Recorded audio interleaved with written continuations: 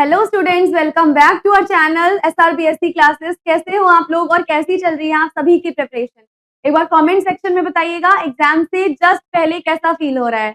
डर लग रहा है या सब चिल मामला है? बिल्कुल भी डर नहीं लग रहा है। और कितना तुम लोग प्रिपेयर कर चुके हो, कितना प्रिपेयर करने को बाकी है और अभी कैसा कैसा क्या चल रहा है, कॉमेंट सेक्शन में बताइएगा। I will be waiting for your comment. तो बेटा, जैसे कि आप सभी को पता है हमारी एग्जाम बूस्टर सीरीज चल रही है और एग्जाम बूस्टर सीरीज में मैंने बोला था कि हम लोग टॉप 20 क्वेश्चंस करने वाले हैं पूरी आपकी यूनिट पे। तो बेटा, हम अपनी टॉप 20 क्वेश्चंस की सीरीज को आगे बढ़ाते हुए आज की क्लास लेकर आए हैं। और ये जो आज की क्लास होने वाली है ना बेटा, ये क्रोमेटोग्राफी स्पेशल क्लास होने वाली है। इस क्लास में हम क्रोमेटोग्राफी यूनिट के मोस्ट इंपॉर्टेंट क्वेश्चंस के बारे में डिस्कशन करने वाले हैं। तो कहीं मत जाइए, अपने दोस्तों को भी बुलाकर लाइए। स्टार्ट करते हैं अपने क्वेश्चन नंबर 1 से, which is saying define chromatography. बताओ भाई क्रोमेटोग्राफी क्या होता है, and right about different types of separation technique. कि भाई क्रोमेटोग्राफी क्या होती है और कौन कौन सी हमारे पास अलग अलग सेपरेशन टेक्निक्स हैं, इन सभी के बारे में हमें यहाँ पर बताना है। तो देखो भाई, क्रोमेटोग्राफी एक तरीके की सेपरेशन टेक्निक है। सेपरेशन टेक्निक को हिंदी में बोले तो आइसोलेट या अलग करने के लिए जिस टेक्निक का यूज किया जाता है, जिस एनालिटिकल टेक्निक का यूज किया जाता है, सेपरेशन, और chromatography is one of them. तो देखो यहाँ पर क्या होगा, chromatography is a physical method of separation in which the components of a mixture are separated. Mixture, या अब बेटा कोई मिक्सचर है वो डिफरेंट डिफरेंट कंपोनेंट से मिलकर बना होगा। हमारी क्रोमेटोग्राफी एक ऐसी फिजिकल टेक्निक है जिसमें उन्हीं कंपोनेंट्स को, उन्हीं मिक्सचर्स को सेपरेट आउट किया जाता है। राइट, हम यहाँ पर क्या करेंगे, सेपरेट आउट करेंगे on the basis of their different distribution between two phases. दो फेजेस के बीच के जितने भी डिस्ट्रीब्यूशन होंगे उनके आधार पर हमें यहाँ पर सेपरेट आउट करना है। तो देखो कौन कौन सी दो फेज होती है हमारे पास। सबसे इंपॉर्टेंट चीज है कि फेजेस दो होती है। पहली होगी तुम्हारे पास स्टेशनरी फेज। स्टेशनरी फेज के बाद होती है मोबाइल फेज। बेटा, जो स्टेशनरी फेज होती है वो एक जगह पर रुकी हुई होती है, वो मूव नहीं करती। लेकिन जो तुम्हारी मोबाइल फेज होती है वो कंटिन्यूअसली मूविंग फेजेस में आती है। तो जो देखो, जो हमारी स्टेशनरी फेज है, कह सकते हैं सॉलिड या फिर लिक्विड होता है एक सॉलिड सपोर्ट पे। तो ये इस तरीके की हमारे पास स्टेशनरी फेज हुई। अगर तुम मोबाइल फेज के बारे में बात करोगे या जो मूविंग फेज होती है, दैट इज योर लिक्विड और गैस। लिक्विड या गैस वाली जो फेज है, दैट इज जो हमारी मूविंग फेज है, वो हमारे पास ये आएगी। तो इंपॉर्टेंट बात ये है कि ये दो फेज में काम करता है। एक कौन सी फेज होती है, स्टेशनरी फेज, दूसरी इसकी मोबाइल फेज। अब ध्यान से सुनो, as the mobile phase move through the stationary phase. मैंने अभी बोला ना, स्टेशनरी फेज एक जगह पे रुकी रहेगी, मूव नहीं करेगी। लेकिन जो मोबाइल फेज है वो क्या करेगी, मोबाइल फेज कंटिन्यूअसली मूव करती रहेगी। मान लो तुम्हारे पास स्टेशनरी फेज है, उस स्टेशनरी फेज के ऊपर मोबाइल फेज कंटिन्यूअसली मूव कर रही है। अब different components interact differently with in the two phases. इन दो फेजेस में अलग अलग कंपाउंड अलग अलग तरीके के साथ में इंटरेक्ट करेंगे। यहाँ पे क्या होगा मैम, अलग अलग कंपाउंड अलग अलग तरीके के साथ में इंटरेक्ट करेंगे and causing them to move at different speed. यहाँ पर ये कैसे मूव करेंगे मैम, यहाँ पर ये डिफरेंट डिफरेंट स्पीड्स के साथ मूव करेंगे और एक दूसरे से सेपरेट हो जाएंगे। समझ आया? फिर देखो क्या होता है मैम, उसके बाद हम देखते हैं टाइप्स ऑफ क्रोमेटोग्राफी। भाई क्रोमेटोग्राफी कितने टाइप की होती है on the basis of separation technique. तो कुछ सेपरेशन टेक्निक के आधार पर अब हम ये देखने वाले हैं कि बेटा जो तुम्हारी क्रोमेटोग्राफी है वो होती कितने टाइप की है। What are the types of chromatography?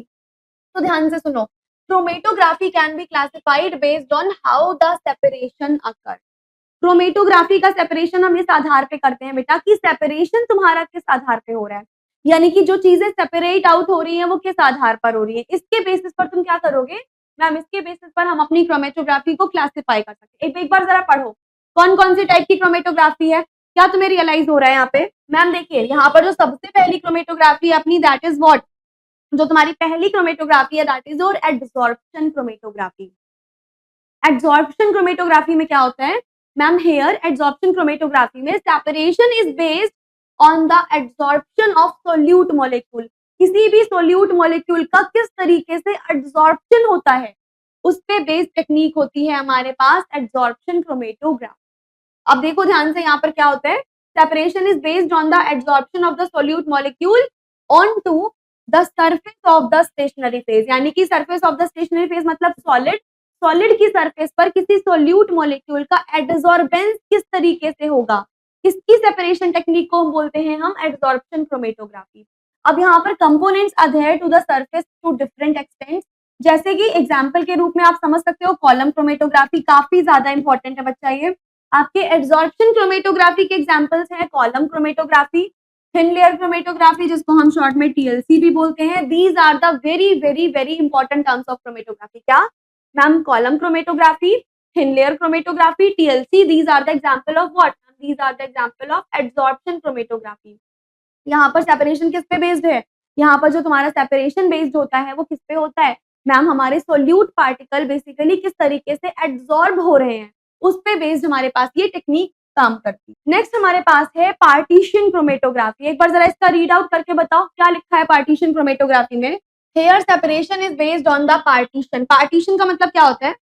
Ma'am partition का मतलब होता है चीजें अलग अलग कर देना, पार्ट्स में ब्रेक कर देना। तो यहाँ पर सेपरेशन किस पे बेस्ड होता है? मैम जब भी हम पार्टीशन क्रोमेटोग्राफी पढ़ेंगे तो पार्टीशन क्रोमेटोग्राफी में जो आपका सेपरेशन है, सेपरेशन बेस्ड होता है पार्टीशन पे, यानी विभाजन पे, यानी कि डिस्ट्रीब्यूशन पे। किस तरीके से आप सोल्यूट मॉलिक्यूल का डिस्ट्रीब्यूशन कर रहे हो दो अलग अलग लिक्विड फेज में, दो अलग अलग लिक्विड फेज में किस तरीके से किसी सोल्यूट का, इमिसिबल सोल्यूट का बेसिकली डिस्ट्रीब्यूशन हो रहा है, उस पे बेस्ड क्रोमेटोग्राफी अपनी होती है पार्टीशन क्रोमेटोग्राफी। अब पार्टीशन क्रोमेटोग्राफी में बेटा एक स्टेशनरी लिक्विड फेज होता है और एक मोबाइल लिक्विड या फिर गैस फेज होता है। अब जो स्टेशनरी लिक्विड फेज है वो क्या होता है मैम? वो एक जगह पे रुका हुआ होता है। और जो मोबाइल होता है, मोबाइल लिक्विड या फिर गैस फेज, वो कंटिन्यूअसली अपनी मूविंग फेज में पाया जाता है। फॉर एग्जाम्पल अब पार्टीशन क्रोमेटोग्राफी के एग्जाम्पल कौन कौन से हैं? एग्जाम्पल बहुत इंपॉर्टेंट है बच्चा। किसी भी क्रोमेटोग्राफी में सबसे ज्यादा पूछा जाने वाला उसका एग्जाम्पल है। ये इंपॉर्टेंट है, ध्यान से कर जरूर लेना। तो अगर तुमसे पार्टीशन क्रोमेटोग्राफी के बारे में पूछा जाएगा तो इसके कौन कौन से एग्जाम्पल है? मैम इसका एग्जाम्पल है आपका पेपर क्रोमेटोग्राफी। पेपर क्रोमेटोग्राफी के बाद गैस लिक्विड क्रोमेटोग्राफी यानी कि जीएलसी। ये दोनों के दोनों किसके एग्जाम्पल है मैम? ये दोनों के दोनों हमारे पास पार्टीशन क्रोमेटोग्राफी के एग्जाम्पल्स हैं। चलो जी नेक्स्ट देखते हैं ion exchange chromatography. Ion exchange chromatography भी काफी ज्यादा इंपॉर्टेंट है। देखो भाई आयन एक्सचेंज क्रोमेटोग्राफी में क्या होता है? Here separation based on the exchange of ion. बेटा जितनी भी हम क्रोमेटोग्राफी पढ़ेंगे उन सभी क्रोमेटोग्राफी में we are going to study the separation.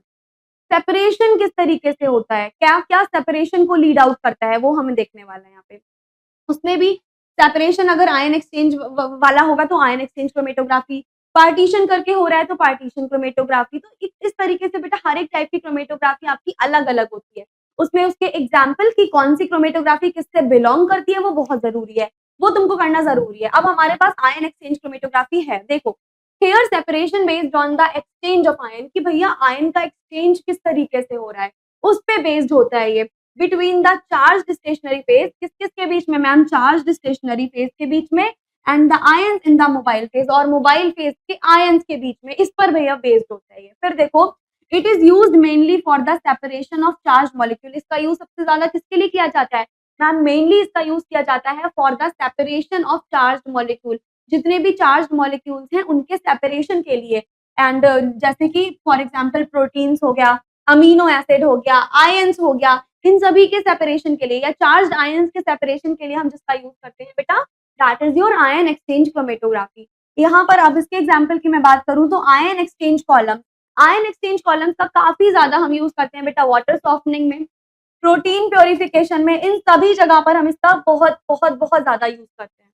फिर नेक्स्ट देखो जरा, नेक्स्ट हमारे पास है size exclusion chromatography. Size exclusion chromatography को जेल फिल्ट्रेशन भी बोलते हैं, ये भी बहुत ज्यादा इंपॉर्टेंट है। चाहे तो इसको साइज एक्सक्लूजन बोल दो, चाहे तो जेल फिल्ट्रेशन बोल दो, basically this is a very important type of chromatography. देखो क्या होता है यहाँ पे, here separation based on the size, यानी कि मोलिक्यूलर वेट ऑफ मॉलिक्यूल्स। भैया मॉलिक्यूल का मोलिक्यूलर वेट कितना है, उसका साइज कितना है, उस पर डिपेंड करता है कि आपका सेपरेशन कैसे होने वाला है। उसके अलावा small molecules enter the pores of the stationary phase. जो छोटे छोटे मॉलिक्यूल होते हैं वो स्टेशनरी फेज के पोर्स में एंटर करते हैं एंड मूव मोर स्लोली, और बहुत slowly slowly slowly slowly move करते हैं। वाइल लार्ज मॉलिक्यूल, जबकि जो लार्ज मॉलिक्यूल होते हैं वो बहुत जल्दी एक्सक्लूड कर जाते हैं। जो स्मॉल मॉलिक्यूल होते हैं वो बहुत स्लोली करते हैं, लेकिन जितने भी बेटा लार्ज मॉलिक्यूल्स हैं दे एक्सक्लूडेड एंड मूव फास्टर, वो बहुत जल्दी, बहुत ही जल्दी एक्सक्लूड होकर मूव ऑन करने लग जाते हैं। फिर देखो इसके एग्जाम्पल कौन से हैं, तुम्हारी जेल फिल्ट्रेशन क्रोमेटोग्राफी के एग्जाम्पल है सेफाडिक्स जेल क्रोमेटोग्राफी, ये एक बहुत ही कॉमन क्रोमेटोग्राफी है जिसका यूज हम बायोकेमिस्ट्री के लैब्स में करते हैं। अभी आपने नहीं पढ़ा होगा, अगर आगे आप अपनी हायर स्टडीज में जाओगे तो you will get to know कि जितने भी बायोकेमिस्ट्री वाले लैब्स होते हैं वहां पे हम हर जगह ये सेफाडेक्स जेल क्रोमेटोग्राफी का यूज करते हैं, which is based on gel filtration chromatography. So this is again a very important type of chromatography. Next आता है बच्चे तुम्हारे पास एफिनिटी क्रोमेटोग्राफी। एफिनिटी क्रोमेटोग्राफी अब क्या होता है? यहाँ पे हाईली स्पेसिफिक सेपरेशन होता है, बहुत ही ज्यादा स्पेसिफिक सेपरेशन होता है, which is based on what ma'am? It is based on binding affinity. कि भैया बाइंडिंग एफिनिटी क्या है, इसीलिए इसको हम एफिनिटी क्रोमेटोग्राफी बोलते हैं, क्योंकि ये डिपेंड करता है, ये बेस्ड होता है on the binding affinity between a molecule and a stationary phase. किसी मॉलिक्यूल और स्टेशनरी फेज की बाइंडिंग एफिनिटी क्या है, उस पर बेस्ड क्रोमेटोग्राफी को हम एफिनिटी क्रोमेटोग्राफी कहते हैं। एंड बेटा this is coated with the specific ligand. जो तुम्हारे पास स्टेशनरी फेज होती है वो किस में कोट की जाती है मैम? ये स्पेसिफिक लिगेंड के साथ में कोट होती है। अब लिगेंड क्या होता है आपने कोऑर्डिनेशन केमिस्ट्री में पढ़ा होगा। उसके बाद आओ, only the molecules that bind specifically are retained. केवल वही मॉलिक्यूल रह जाते हैं जो बहुत अच्छे से बाइंड कर लेते हैं। मान लो कोई मॉलिक्यूल अच्छे से बाइंड नहीं कर रहा है तो वो यहाँ पे हमारे पास नहीं रहेगा। केवल वही मॉलिक्यूल ज्यादा देर तक रिटेन कर पाएंगे जिनकी बाइंडिंग एफिनिटी बहुत ज्यादा होगी। That is why this chromatography is also called as your affinity chromatography. अब इसके देखो बहुत सारे एग्जांपल्स हैं। For example purification of enzyme, की भाई एंजाइम का प्योरिफिकेशन हो गया, एंटीबॉडीज हो गई, रिसेप्टर्स हो गया, तो ये सब क्या है मैम? ये सारे के सारे हमारे पास इसके एग्जाम्पल्स आते हैं। चलो जी, वो क्वेश्चन खत्म हो गया। अब नेक्स्ट हमारे पास अगला क्वेश्चन आया है और ये आपका PYQ भी है। तुम्हारे लिए बहुत बहुत ज्यादा जरूरी क्वेश्चन है क्योंकि ये पहले पूछा जा चुका है, फिर से घुमा के पूछा जा सकता है। देखो क्वेश्चन क्या है, क्वेश्चन कह रहा है explain ion exchange chromatography in detail. Ion exchange chromatography को एकदम डिटेल में हमें एक्सप्लेन करके बता दो। चलो भाई बताते हैं क्या हो रहा है। देखो आयन एक्सचेंज क्रोमेटोग्राफी एक सेपरेशन टेक्निक है, किस पे बेस्ड होती है ma'am? Which is based on the reversible exchange of ions. मतलब ये आयंस के एक्सचेंज पर बेस्ड क्रोमेटोग्राफी है। इसमें आयंस का हमें एक्सचेंज करवाना होता है। अब देखो कैसे होगा, between a charged stationery phase and ions and the mobile phase ion. यानी कि सैंपल सॉल्यूशन हो गया और चार्ज स्टेशनरी फेज आयन हो गया, इन दोनों को बेसिकली सेपरेट करने की जो क्रोमेटोग्राफी है that is your ion exchange chromatography and it is mainly used for separating and purifying charge molecule. इसका सबसे ज्यादा यूज करा जाता है किसको सेपरेट करने के लिए मैम? सेपरेट और प्योरीफाई करने के लिए चार्ज मॉलिक्यूल को। फॉर एग्जाम्पल प्रोटीन हो गया, अमीनो एसिड हो गया, न्यूक्लियोटाइड हो गया या फिर इनऑर्गेनिक आयन हो गया, तो ये सबसे ज्यादा यहाँ पर यूज की जाती है। इसके अलावा बेटा अभी देखो मैंने तुमको फिर से बताया हुआ था, मैंने यहाँ पर भी तुमको आयन एक्सचेंज क्रोमेटोग्राफी के बारे में काफी चीजें बताई हैं। यहाँ पर भी उसके एग्जाम्पल्स मैंने काफी सारे बताए हैं जो कि प्रोटीन, वाटर सॉफ्टनिंग एक्सेट्रा थे। यहाँ से भी तुम उसका थोड़ा सा ले सकते हो आइडिया। अब देखो यहाँ पे आओ, अब हम डिसाइड कर लेते हैं कि भैया प्रिंसिपल क्या होने वाला है हमारा आयन एक्सचेंज क्रोमेटोग्राफी का। तो देखो जो स्टेशनरी फेज यानी कि जो सॉलिड सपोर्ट है ये कोटेड होता है चार्ज्ड ग्रुप के साथ। चार्ज्ड ग्रुप मतलब कोई ऐसा आयन, कोई ऐसा एटम जिसमें पॉजिटिव चार्ज है। चार्ज ग्रुप के साथ में चार्ज ग्रुप भी पॉजिटिव भी हो सकता है, नेगेटिव भी हो सकता है। फॉर एग्जांपल एक्स नेगेटिव हो गया, एक्स पॉजिटिव हो गया। पॉजिटिव या नेगेटिव चार्ज ग्रुप के साथ में कोटेड होता है and molecules in the mobile phase with opposite charges are attracted. Mobile phase में जो मॉलिक्यूल होते हैं उनमें जिनमें अपोजिट चार्ज होते हैं, जैसे एक प्लस है और एक माइनस है, तो उनके बीच में हमारे पास एक अट्रैक्शन जनरेट हो जाता है and temporarily bind to the stationary phase and after this attraction ये लोग स्टेशनरी फेज के तरफ, इनका स्टेशनरी फेज की तरफ बेटा टेम्पररीली बाइंड हो जाता है। मतलब ये बाइंड कर जाते हैं कहाँ पे? ये बाइंड कर जाएंगे तुम्हारे पास स्टेशनरी फेज पे। अब देखो द स्ट्रॉन्गर द अट्रैक्शन, अब जितना स्ट्रॉन्गर तुम्हारे पास अट्रैक्शन होगा उतना लंबे समय तक वो उस फेज में रहेंगे। वापस सुनो, जितना लंबा अट्रैक्शन होगा, जितना ज्यादा अट्रैक्शन होगा उतने लंबे समय तक वो उस फेज में रहेंगे। फिर देखो क्या होता है, मॉलिक्यूल्स आर इल्यूटेड यानी कि वॉश आउट कर दिया जाता है, धुल के अलग कर दिया जाता है बाय चेंजिंग द पीएच, उसका पीएच चेंज करके या तो आयनिक स्ट्रेंथ ऑफ मोबाइल फेज को चेंज करके। तो ये सारी चीजें हो गई, इंपॉर्टेंट है। नेक्स्ट देखो हमारे पास types of ion exchange chromatography. ये काफी ज्यादा इंपॉर्टेंट है कि भैया कितने टाइप की आयन एक्सचेंज क्रोमेटोग्राफी हमारे पास है, कौन कौन से हैं वो टाइप। तो देखो सबसे पहले नंबर पे हमारे पास आती है बेटा cation exchange chromatography. Cation exchange chromatography का मतलब है इस एटम पे जो चार्ज होगा वो पॉजिटिव होगा अगर इसमें चार्ज पॉजिटिव है इसीलिए इसका नाम क्या है, कैटायन। अब कैटायन अट्रैक्ट किससे होगा मैम, सीधी सी बात है, कैटायन एनायन से अट्रैक्ट होगा। तो यहाँ इसका स्टेशनरी फेज का चार्ज क्या होगा, निगेटिव। स्टेशनरी फेज का चार्ज निगेटिव है तो निगेटिव किसके साथ बाइंड करेगा मैम, ऑब्वियस सी बात है, निगेटिव बहुत स्ट्रांगली बाइंड करेगा पॉजिटिव आयन के साथ। अंडरस्टूड। अब इधर आओ मैम, जो सेकंड हमारे पास होती है that is anion exchange chromatography. Anionic exchange chromatography का मतलब है यहाँ पे निगेटिव चार्ज होगा। अब बच्चे तुम्हारा यहाँ निगेटिव चार्ज है तो स्टेशनरी फेज पे कौन सा चार्ज होगा मैम, स्टेशनरी फेज पे इस बार होगा पॉजिटिव। अब अगर यहाँ स्टेशनरी फेज पे पॉजिटिव है तो ये किसके साथ बाइंड करेगा मैम, अब ये बाइंड करेगा निगेटिव चार्ज के साथ। तो ये वाला पॉजिटिव अब किसके साथ बाइंड करेगा मैम, अब ये निगेटिव चार्ज के साथ बाइंड करेगा विच इज एनायन। समझ रहे हो ना, पॉजिटिव चार्ज निगेटिव के साथ और निगेटिव चार्ज तुम्हारा पॉजिटिव के साथ बाइंड करता है। यही इसी तरीके की तुम्हारी बाइंडिंग कैपेसिटी यहाँ पर रहने वाली है। तो हमने देखा कि जब कैटायन एक्सचेंज क्रोमेटोग्राफी था तो स्टेशनरी फेज चार्ज उसका निगेटिव होगा क्योंकि इधर कैटायन है, और मैम अगर ये निगेटिव है तो उधर बाइंड तो ऑब्वियसली वो पॉजिटिव के साथ ही करेगा which is a cation. Similarly ma'am अगर हमने एनायन एक्सचेंज क्रोमेटोग्राफी के बारे में बात की तो मैम देखो एनायन यानी कि यहाँ पर हमारे पास आएगा स्टेशनरी फेज चार्ज पॉजिटिव, और क्योंकि यहाँ पॉजिटिव है ना मैम तो ये बाइंड करेगा नेगेटिव। किसके साथ बाइंड करेगा मैम, फिर ये बाइंड करेगा नेगेटिव के साथ। तो ये आपके पास करेक्ट एंड करेक्ट आंसर होगा। देन उसके बाद steps in ion exchange chromatography. भैया जो हम आयन एक्सचेंज क्रोमेटोग्राफी पढ़ रहे हैं ये कितने स्टेप्स में पूरी होती है, कौन कौन से स्टेप्स हैं जो ये इसको फॉलो करती है। तो देखो सबसे पहले जो स्टेप होता है बेटा दैट इज इक्विलिब्रेशन। पहला स्टेप इज योर इक्विलिब्रेशन। देखो इक्विलिब्रेशन में क्या होगा, द कॉलम इज इक्विलिब्रेटेड। जो कॉलम होता है उसको इक्विलिब्रेट करते हैं हम एक बफर के साथ, और साथ ही साथ में एक स्पेसिफिक पीएच भी लेते हैं किसके लिए मैम, चार्ज स्टेशनरी फेज को प्रिपेयर करने के लिए। तो जो पहली चीज है वो क्या है मैम, पहली चीज हमारे पास हो गई इक्विलिब्रेशन, यानी कि हमने इक्विलिब्रेशन का यूज किया। बाद में हम जो नंबर 2 पे यूज करेंगे that is your sample loading. Sample loading में बेसिकली सैंपल को अप्लाई किया जाता है, यहाँ पर सैंपल को यूज टू किया जाता है या यूज में लाया जाता है।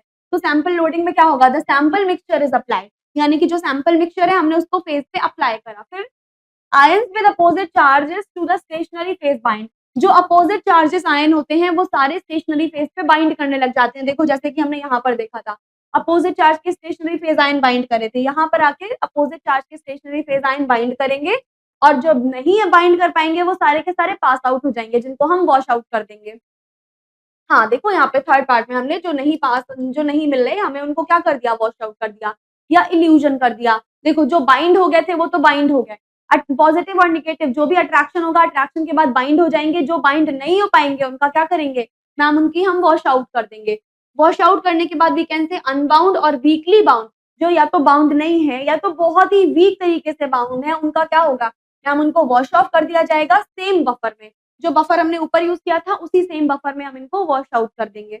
लास्ट आपका होता है इल्यूशन। इल्यूट होने का मतलब होता है बेटा निकल जाना। कभी भी किसी को भी इल्यूट करने का मतलब क्या है, निकल जाना।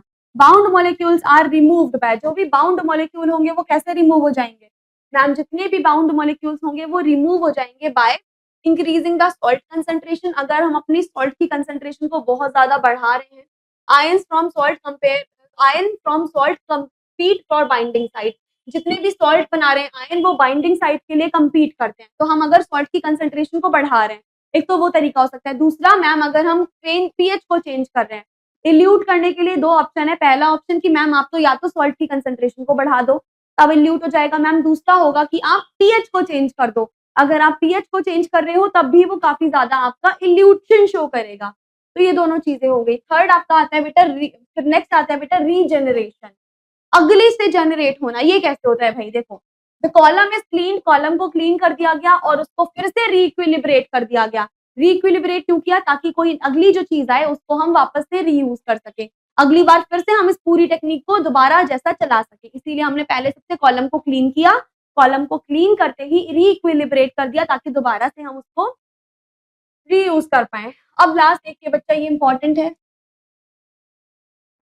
That is your applications of ion exchange chromatography. भैया जो आयन एक्सचेंज क्रोमेटोग्राफी है इसके एप्लीकेशंस क्या क्या है, क्यों यूज किया जाता है ये। तो देखो सबसे पहला एप्लीकेशन है प्योरिफिकेशन ऑफ प्रोटीन, पेप्टाइड्स और एंजाइम। जितने भी प्रोटीन हो गया, बायोमोलिक्यूल्स हो गए जैसे कि पेप्टाइड हो गया, एंजाइम हो गया, या जितने भी अदर टाइप के बड़े बड़े लार्ज बायोमोलिक्यूल्स होते हैं, इन सभी को प्यूरिफिकेशन करने के लिए या इन सभी के सेपरेशन के लिए सबसे ज़्यादा यूज़ की जाने वाली चीज़ है बेटा सेपरेशन टेक्निक है आयन एक्सचेंज क्रोमेटोग्राफी। तो पहला तो हमारे पास ये पॉइंट हो गया। अगला है सेपरेशन ऑफ न्यूक्लिक एसिड। मैंने अभी बोला ना बायोमोलिक्यूल, जितने भी बायोमोलिक्यूल हैं जैसे कि आपका न्यूक्लिक एसिड हो गया, प्रोटीन हो गया, पेप्टाइड हो गया, ग्लूकोज हो गया, सभी को सेपरेट आउट करने के लिए जिसका यूज़ करेंगे दैट इज़ योर क्रोमेटोग्राफी। तो separation of nucleic acid for example RNA हो गया या फिर डीएनए हो गया। नेक्स्ट अगर हमें वाटर प्यूरिफिकेशन करना है जैसे कि removal of ions like calcium ion and magnesium ion, basically water को प्यूरिफाई करने के लिए भी आप क्या करोगे मैम, वाटर प्यूरिफिकेशन करने के लिए भी आपको इसका यूज करना पड़ेगा। अगली चीज आ जाएगी, उसके बाद है analysis of pharmaceuticals and biological sample. जितने भी फार्मास्यूटिकल और बायोलॉजिकल सैंपल्स होते हैं उन सभी सैंपल्स के एनालिसिस के लिए आप किसका यूज करोगे मैम, इन सभी सैंपल के एनालिसिस के लिए we will be using ion exchange chromatography. तो बेटा ये कुछ यूज थे आपके आयन एक्सचेंज क्रोमेटोग्राफी के। आई होप तुमको ये समझ में आया होगा। तो आज की इस वीडियो में हमने क्या क्या किया है मैम, सबसे पहले हमने क्वेश्चन डिफाइन किया था जिसमें हमने क्रोमेटोग्राफी को डिफाइन किया है। क्या होता क्या है क्रोमेटोग्राफी, क्रोमेटोग्राफी के टाइप्स क्या क्या होते हैं, बहुत ही डिटेल में हमने पढ़ा कि कौन क्या होती है क्रोमेटोग्राफी, उसमें कौन कौन सी फेज होती है, स्टेशनरी फेज, मोबाइल फेज। फिर हमने देखा क्रोमेटोग्राफी कितने टाइप की होती है। तो बच्चा क्रोमेटोग्राफी होती है एड्सॉर्प्शन क्रोमेटोग्राफी, एड्सॉर्प्शन के बाद क्या आएगा मैम, एड्सॉर्प्शन के बाद partition chromatography, ion exchange chromatography, उसके बाद हमने देखा size exclusion chromatography, affinity chromatography. इन सभी से ज्यादा इनके एग्जाम्पल जरूरी है क्योंकि एग्जाम्पल से ज्यादा क्वेश्चन पूछे जाते हैं। उसके बाद मैम हम नेक्स्ट क्वेश्चन पे आए जो कि हमारा PYQ भी था। ये था आपके पास एक्सप्लेन आयन एक्सचेंज क्रोमेटोग्राफी, जिसमें तुम्हें सिर्फ आयन एक्सचेंज क्रोमेटोग्राफी को बहुत डिटेल में एक्सप्लेन करना था। तो ये रहा उसका एक्सप्लेनेशन। एक्सप्लेनेशन के साथ साथ ये प्रिंसिपल कि भाई किस प्रिंसिपल पे तुम्हारी आयन एक्सचेंज क्रोमेटोग्राफी वर्क करती है। तो ये प्रिंसिपल हो गया। इस प्रिंसिपल के बाद हमने ये देखा है कि भाई कितने टाइप की क्रोमेटोग्राफी है, इसकी स्टेशनरी फेज क्या होती है और ये किसके साथ बाइंड करने की कोशिश करती है, ये सारी चीजें हो गई। आफ्टर देन हमने क्या देखा है मैम, हमने फिर देखा है स्टेप्स कि आयन एक्सचेंज क्रोमेटोग्राफी में कितने स्टेप्स इन्वॉल्व होते हैं। तो देखो सबसे पहला इन्वॉल्व होने वाला equilibration, sample loading, washing and washing के बाद आएगा इल्यूजन। ये सारे के सारे स्टेप्स जो हैं इन्वॉल्व होते हैं। और लास्ट स्टेप हमारे पास होता है मैम रीजनरेशन। रीजनरेशन में हम अपने कॉलम को साफ कर देते हैं और रीइक्विलिब्रेट कर देते हैं ताकि कोई भी अगला कंपाउंड आए वो यूज कर सके। देन लास्ट में हमने देख लिया applications of ion exchange chromatography. तो बेटा that is it for today's class. Chromatography special class में जितने भी इंपॉर्टेंट चीजें थी वो मैंने आपको बता दी। आई होप तुम्हें समझ में आएगा। अगर तुम्हारी किस्मत अच्छी रही तो यहाँ से क्वेश्चन आने के पूरे पूरे चांसेस हैं। जितनी भी बेटा मैंने वीडियोस करवाई हैं इसकी पूरी प्लेलिस्ट में आपको सारे क्वेश्चन मिल जाएंगे। हम यहाँ टॉप 20 क्वेश्चन डिस्कस कर रहे हैं जिसमें ऑलमोस्ट सब खत्म हो चुका है। हमारे शायद 3 या 4 क्वेश्चन बचे होंगे। अगली वीडियो में मैं वो भी खत्म करवा दूंगी। तो मिलते हैं अगली वीडियो के साथ। तब तक stay tuned with SRBSC classes. See you soon in another video with another lecture. Till then, take care of yourself and all the very, very, very best for your exam. Thank you so much.